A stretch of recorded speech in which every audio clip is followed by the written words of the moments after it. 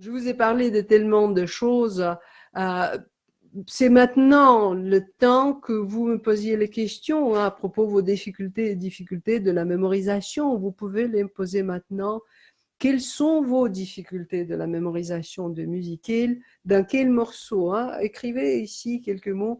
Et pendant que vous le faites, pendant que les gens le font, là, je veux vous raconter, en fait, comme je vous ai dit, je vous ai donné déjà au moins six choses que vous pouvez faire pour faciliter la mémorisation du prochain morceau que vous voulez euh, mémoriser et jouer par cœur. D'accord. Mais il y en a bien sûr d'autres choses, hein. Et tout ça, j'ai ramassé dans la méthode. Il y a une méthode autonome sur DVD. Et dans cette méthode, je vous donne le tout, en fait, tout ce que je peux, tout ce que je sais. Et c'est des choses formidables, les choses qui sont incroyables, en fait. C'est les choses pour activer votre mémoire musicale, pour comment dire, pour l'utiliser de cette manière intelligente, de cette manière vraiment dans la maîtrise. On a touché plusieurs techniques, mais il y a en fait cette méthode sur la mémoire. C'est vraiment comme la méthode que j'ai créée de l'oreille absolue, comme la méthode sur solfège absolu. C'est une méthode fondamentale. C'est un pilier. On ne peut rien sans répertoire, hein. C'est un pilier. Donc, il y a 21 leçons en vidéo, en PDF. Là, je vous donne des exemples en PDF. Je vous donne le tout avec des exemples, avec les devoirs abordables, hein. Attention, vous faites les devoirs et là, vous pouvez compter de mémoriser 400 morceaux lorsque vous travaillez ces leçons.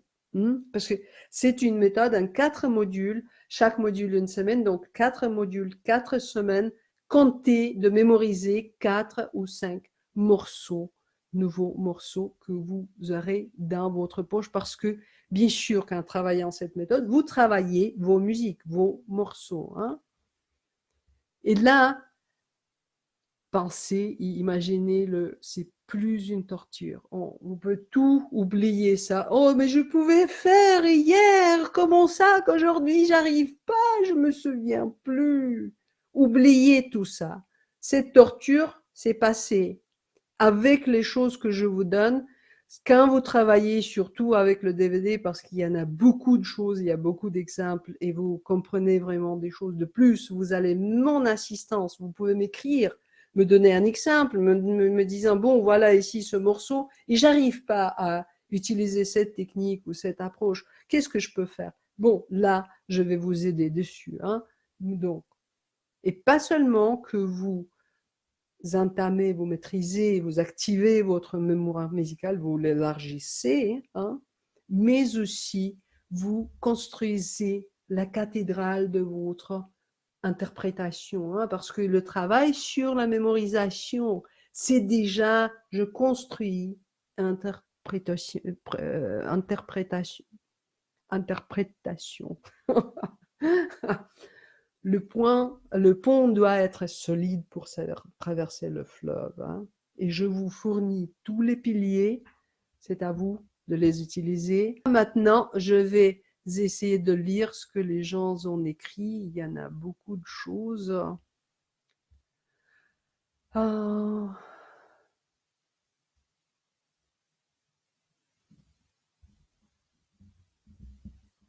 Emanuela, ce qui me perturbe parfois, c'est que parfois un organisme baisse les notes ou c'est l'orgue dans un certain lieu qui baisse la tonalité. Oui, ça c'est possible, notamment, j'assume que je pense que vous êtes chanteuse, n'est-ce pas? Bon, notamment quand on se base sur l'ancrage de l'oreille absolue, donc le mi, c'est le mi, j'entends le mi, etc. Et puis du coup, l'orgue me joue même pas mi bémol, mais c'est entre les deux. Alors, que faire? Bon, notamment, vous devez, en sachant qu'il y a cette possibilité, pour ne pas être dans les problèmes, vous devez ajouter d'autres ancrages. Et vous dites, d'accord, si cet instrument n'est pas euh, si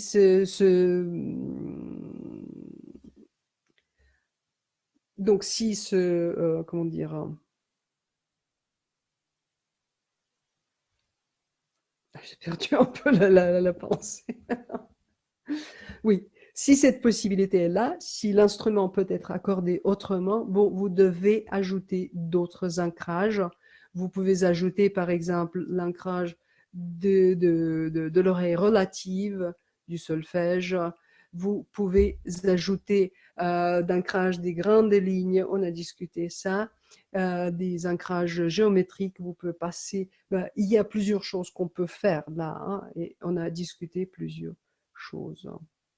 Un choral plus difficile quand on essaie d'apprendre sa partie, par exemple basse pour moi, dans R morceau, mais que à partie n'a pas la mélodie, trop facile de retomber dans la mélodie, surtout après une transition. Oui, Mathieu, là, pour les choristes, notamment parce que si on est dans les sopranos ou dans les ténors, mais surtout sur les sopranos, on peut compter de mémoriser auditivement, hein. Je vous ai parlé, cette mémoire auditive, elle est la plus faible, hein. Mais si je suis alto, si je suis ténor, là, vous êtes obligé d'utiliser d'autres ancrages, hein. Et là, vous devez aller par la tête, vous devez aller par les lignes, vous devez aller par les phrases. Quelques petites phrases peuvent être comme mélodies, mais c'est pas les mélodies qu'il faut mémoriser. C'est en fait, il faut mémoriser, il faut utiliser beaucoup la mémoire intellectuelle. On ne peut pas faire autrement, hein. On doit se dire, ah, ah tiens, il y a, bon, 5 ou 6 mesures que je garde seulement. Do, sol, do, sol. Bon, 5. Ah, qu'est-ce que je peux faire pour ancrer ce mouvement, hein? Et là, chanteur, hein, si j'étais pianiste, je dis, ah, c'est ça, c'est une rotation. Bon, comme chanteur, c'est aussi, vous pouvez tranquillement, pour mémoriser ce truc, hein, vous pouvez basculer d'un pied à l'autre. Do, sol, do, sol, do, sol. Et comme ça rentre dans la tête. Après, vous ne faites plus. Vous vous souvenez du texte. C'est comme ça que ça marche. Bon, sur la partition, je colorie de la même couleur les parties identiques. Bon, c'est pas une mauvaise idée. On peut bien sûr colorier des choses. On peut colorier, d'ailleurs, pour la mémorisation, quand vous travaillez l'interprétation de morceaux, et ça c'est pour les chanteurs, aussi que pour les instrumentistes, mais surtout pour les chanteurs, ça peut être bien puissant en fait. C'est de se souvenir, de mémoriser en fait l'intonation. Avec quelle intonation? Ça c'est le mémoire de la toucher, hein, on en a parlé. Donc, on, on mémorise l'intonation. Comment est-ce que je prononce musicalement cette phrase, hein? Et là, bien sûr, vous choisissez en fait, vous choisissez vous-même comment vous pouvez faire, notamment en fonction de votre niveau, en fonction de votre oreille relative, etc. Alors, qu'est-ce qu'on a? Guérin qui dit oui, importance de se parler à soi-même. Merci Katia de nous rappeler l'importance du subconscient qui nous écoute dans le bon comme le moins bon. Pour ma part, j'ai retenu, je vais répéter à ma subconscient des mots, mémorisation passionnante et non fastidieuse, plaisir et relâchement, car j'ai souvent tendance à aborder un nouveau morceau comme une lutte. Merci. Oui, c'est pas sans raison que j'ai parlé de cette résistance parce que en fait, dans tout travail créatif, et à mon expérience, c'est pas seulement la mémorisation, en fait, tout, création de l'interprétation, travail de technique, composition, peu importe. Vous faites quelque chose de création, il y a toujours une petite phase de résistance, en fait, parce que du coup, je dois sortir de ma zone de confort. Et bien sûr que je veux pas. Non, je veux que tout soit facile, que tout tout se fait tout seul. Sinon, je suis fatiguée, je veux aller. Non, là, il faut utiliser notamment, il faut se tricher un petit peu ce petit enfant terrible en nous. Et c'est une bonne manière, notamment quand vous dites, en utilisant les muscles de votre bouche. Là, vous parlez directement à votre subconscience, sous-conscience. Euh, Bon, merci, merci, merci, merci à tous. Euh,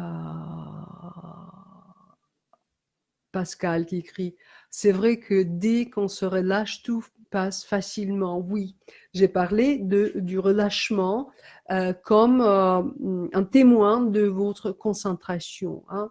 Et je vous ai dit que surtout pour la mémorisation, parce que le plus vous êtes concentré, le plus facilement ça va devenir. Mais notamment, rappelez-vous que la concentration, on la tient quand on est relâché. Et quand le corps est relâché, la tête est relâchée. Si le corps est contracté, si la respiration est courte, la tête, elle est serrée aussi. Bon, prenez un verre d'eau, relâchez-vous, étirez les épaules, étirez la nuque, étirez le bas de dos, le milieu de dos. Essayez de vous relâcher les muscles et vous allez sentir la respiration retombe et vous revenez en fait, même si vous êtes fatigué, ça devient plus facile à travailler et devient plus facile à chercher les ancrages. Je vous ai dit à chercher les ancrages, c'est un quête. Je vous souhaite vraiment beaucoup de succès dans ce quête, hein. Donc, essaye de penser qui harmonise cette phrase. Jean-Charles Méline essaye de penser à la résolution des accords qui harmonisent cette phrase. Bon, Jean-Charles, c'est pas un mauvais conseil, mais c'est pas un ancrage très fort. En fait, notamment, il y a bien sûr peut-être il y a des gens qui sont extrêmement dans la théorie, qui sont extrêmement qui adore la mathématique de la musique, mais ça, c'est un cas qui n'est pas répandu. Non. En fait, quand je me dis, par exemple, d'accord, Ré mineur, je commence par Ré mineur. Mais si après, j'essaie de mémoriser les harmonisations, par exemple les positions des accords pour les pianistes, c'est drôlement, euh, c'est beaucoup mieux si vous utilisez n'importe quel nom mnémotechnique, on peut dire, hein.